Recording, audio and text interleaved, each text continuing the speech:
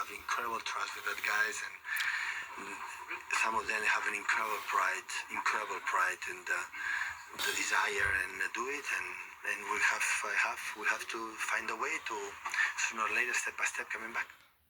Steve Wilson with the questions to Pep Guardiola. John Murray's at Selhurst Park ahead of Crystal Palace against Arsenal, our correspondent. What do you make of this at the moment? I mean, can you think of historical comparisons?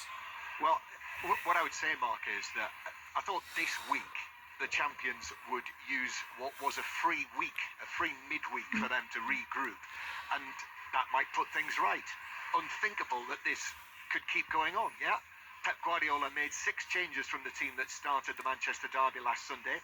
That would freshen things up, wouldn't it?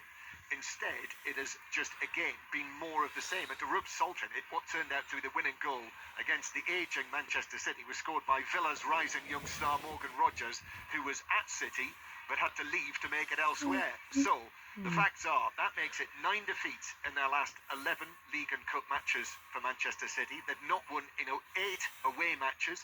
Villa have jumped above them in the Premier League table, and were Liverpool and Chelsea to win tomorrow, they would be 12 and 10 points ahead of City. So, their hopes of a 5th title in a row look to be in tatters before Christmas, and the unthinkable has become the norm.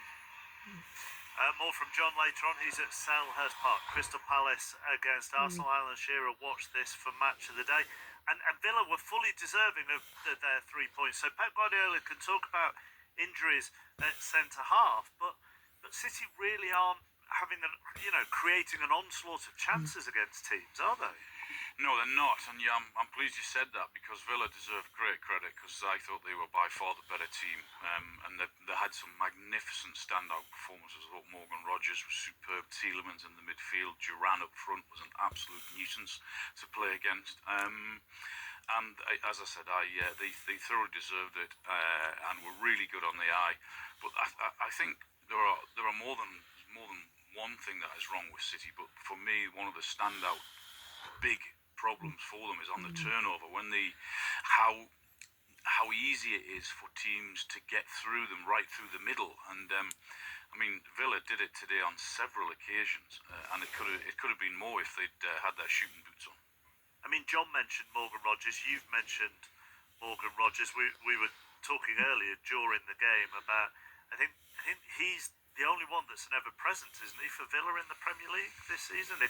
Certainly outfield, I think. He's been absolutely magnificent. I think the way he moves with the ball, the way he makes it look very easy to go past his opponents with the balance that he's got. I mean, even when they're trying to give him a nudge and kick him, he's still got that balance. And he got into so many good positions, and there's no doubt he's been a standout player for Aston Villa this season, and he looks to have a really, really bright future.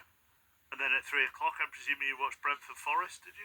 No, there was only one match I watched, and that was the Ipswich Newcastle game. Oh, right. Right. Which is why I've got a smile on my face. and Ipswich were unlucky, were they? No, Newcastle dominated. Ipswich were really poor. Newcastle was superb. It's been a really, really good week for Newcastle. It has, for hasn't it? Eddie Howe. Starting last weekend with the win against Leicester, and then getting through to the semi-final and beating Brentford comfortably in midweek. And then again today, they've got they had their energy back, and when you've got Isak in the form that he's in, then you're going to have a chance. And 3 very, very good goals. Murphy again was excellent on the right hand side, and they did everything right today, Newcastle. Someone's got a spring in their step. Thank you. See you later. Alan Shearer on Sports Report. I mean, he's already given us most of the details, but Chris Coles can give us a few more.